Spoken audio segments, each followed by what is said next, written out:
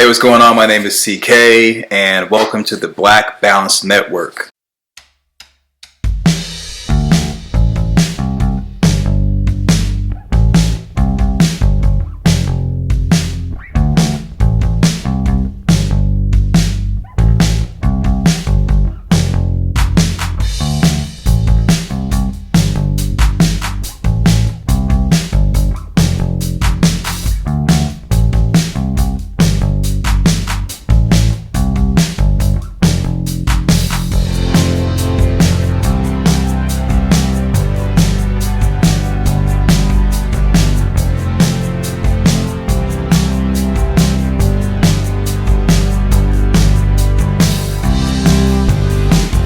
Business Minded Talk did a response to a stream that I was a part of with the Faith Factor on her channel.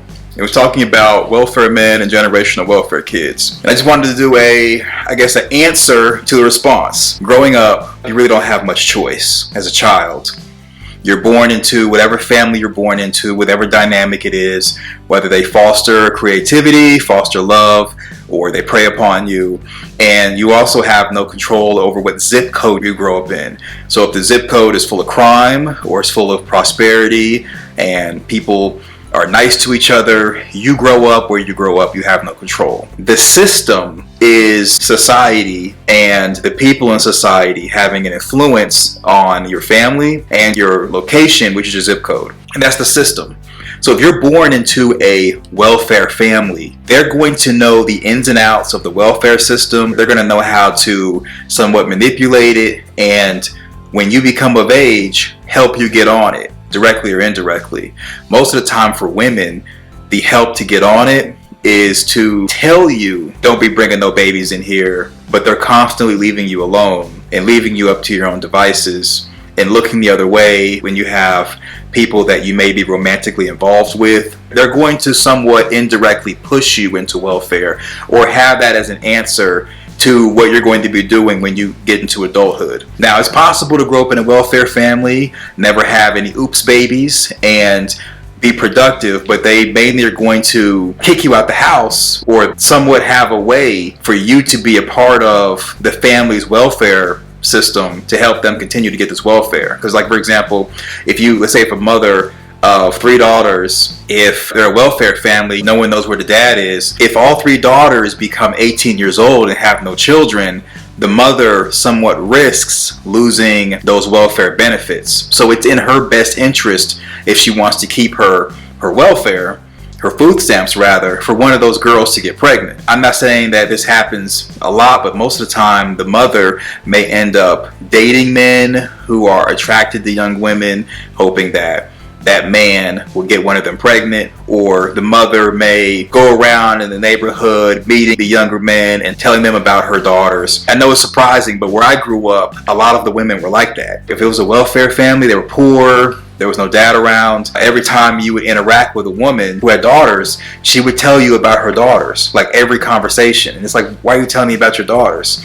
And it's because she wanted you to get with one of her daughters and get them pregnant. Most people may have never heard of something like this, and that's probably because the welfare families you knew about, the daughters were kind of like on autopilot, getting pregnant, pumping out babies, and helping the mom stay in the welfare system. But for families that the daughters weren't getting pregnant, the mother would go around telling people about her daughters or dating men, and then immediately showing the men pictures of her daughters, just saying, well, hey, this is such and such, I'm just telling you about her. And majority of the time, if the men didn't show any interest in the daughters, the relationship wouldn't really work out. I know it sounds crazy, but you'd be surprised. There's a lot of situations like that where the mothers are basically using the daughters to somewhat get a man who's too old, or to get one of the local men, someone to get her pregnant so they can keep their benefits. So this is one of many stories of welfare families that know the system, they know the game, they know what it takes to not only get benefits for anyone who wants to get on them, but to keep them. Another aspect is people will go to a job and they'll work a job. They have to have cash, but they'll ask their boss to not give them too many hours because they don't want to lose their benefits. So as you can see, in both of these scenarios, what you're dealing with are people who know the system, not just the welfare system, but just the system and the aspect of it that they know, which is society and how everything works as far as economics. Being born into a welfare family, it's more than likely that you're going to follow in the adults' footsteps of the people who were in the home who are on welfare. And the reason being is because growing up with a food stamp card or actual physical food stamps or money being deposited on a card, however you got your benefits, that becomes a part of the family. And the family doesn't want to lose this benefit. Because the family doesn't want to lose this benefit and you've grown up and always kind of had this benefit, you're going to want to continue that into adulthood.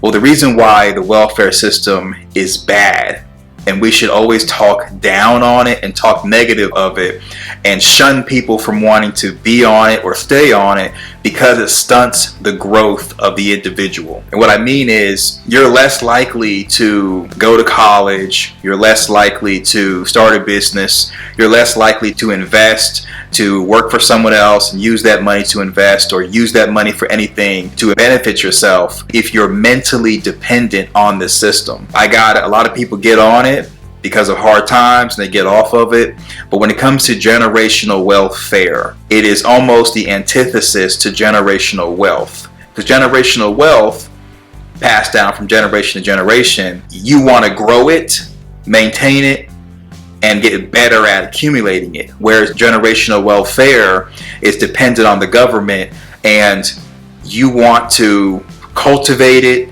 make sure that it's always going to be there, lean on that crutch even if you live in crummy conditions, because you really want your food stamps every month. You really want your Section 8. You really want your bills to be paid. You really want the Enfamil, the diapers. You really want those benefits. So the same way people on the other side of the equation are going to invest, they're going to make business deals to make sure they keep and grow their generational wealth. People on the other side of the spectrum are going to make business deals, sleep with people irresponsibly, not try to seek employment. When they do get their hands on money, they're going to spend it on like cigarettes and booze and things that are detrimental to them because they don't want to use it towards anything that's going to affect their benefits, which is that generational welfare piece.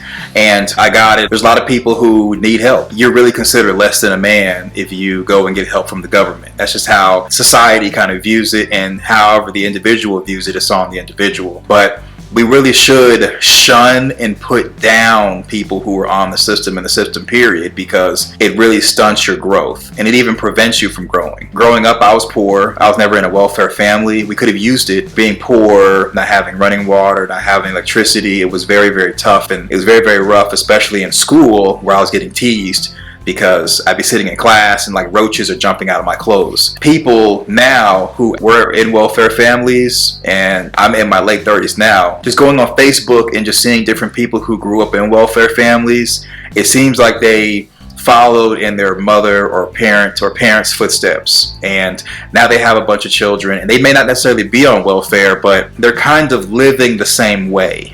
And when you see them on videos, they're not really aspiring to do much. They're not really aspiring to do much of anything. And that's also part of the system. The Black Balance Network. The Black Balance Network is a cooperative of Black content creators that provide opinions and commentary. We're all about supporting the individual, collective, and community, as well as supporting businesses and ideas to the grassroots level. The group includes Business Minded Talk, D. Durrell, Faith, Ray the Awareness Channel, and the Screen Learning Channel. Be sure to check us out, and we look forward to providing you with great content.